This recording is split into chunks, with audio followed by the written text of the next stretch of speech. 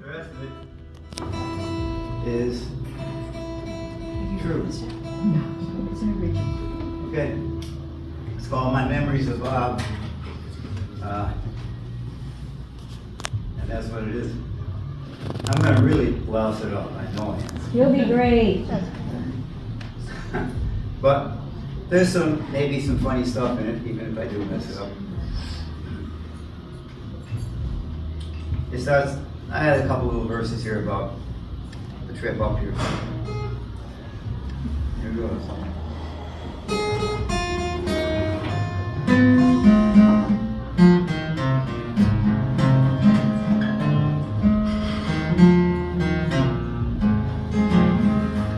Alicia brought 2 outfits, not sure which to wear.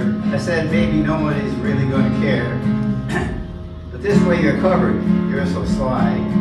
In case somebody else decides to die. Any takers? But it's okay.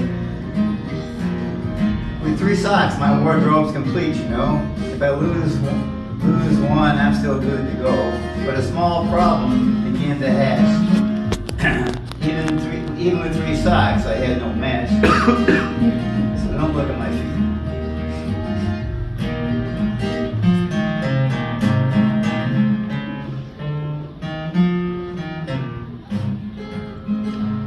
My memories of Bob, let me see. Seems he was always younger than me. Bob was always the quiet one, but always ready to have some fun. When Bob was 4, he might have been 5, our family doctor stopped by to help us stay alive. To give polio shots, because we're all due. When it was Bob's turn, out the door he flew. We finally corralled Bob, and the doctor gave him a little talk about how important vaccination was, and ended with saying, Bob, you don't want to get polio, do you? Bob saw his chance to avoid the needle and hollered, yes, I want polio! He really didn't.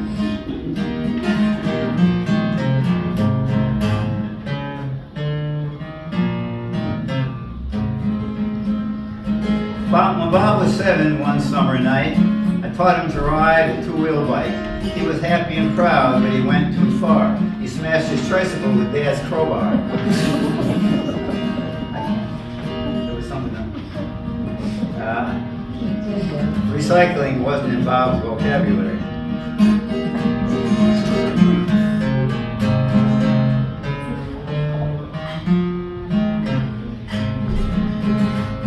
Bob used to climb mountains, strong as a horse. He could breathe the thin air with no remorse. We spent a few days exploring Mexico. The best days of our life when we were young, you know. In the planning stages for one of these mountain climbing trips, Bob wasn't sure if he could make it. He had a lot of work, you know, holding the camera, pushing the button, work. Bob was maybe 45, and he asked his young son, Ben, he thought he should go. Ben, with all the wisdom of youth, said, Dad, you should go. It may be your last chance to have fun. Maybe it was, I don't know. If any of you have noticed, this song might resemble an old Dylan tune, and I want to set the record straight. Bob Dylan did not steal this from me.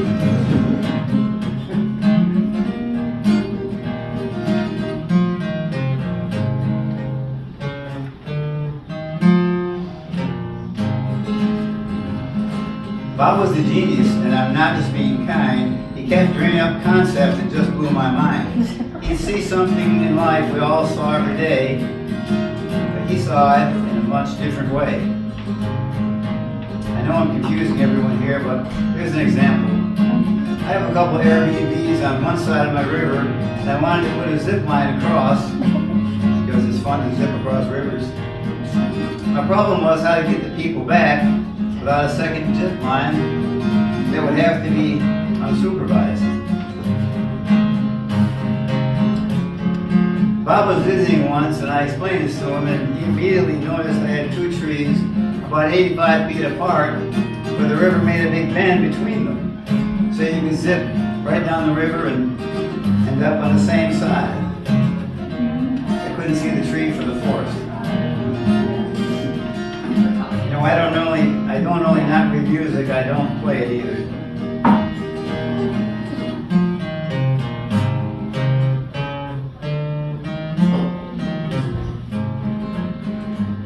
Bob went to camera school for a long, long time. Cost Dad 40 grand. What a crime.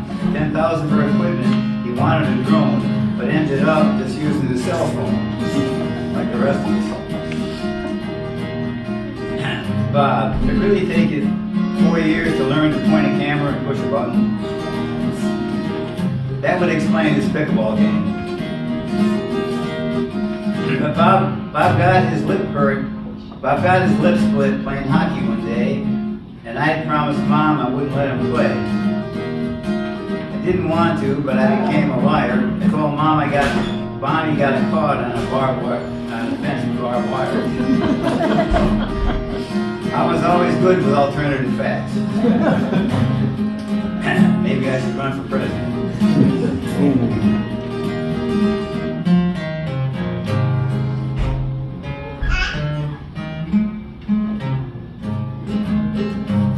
Next day at school, wouldn't you know, the same boy who hit Bob became a good joke.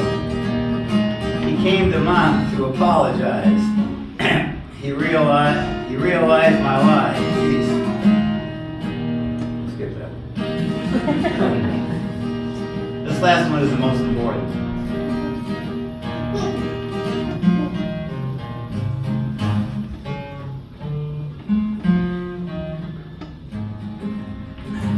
So we all want to thank Martha for being the lady who stuck with Bobby this past year to help him through.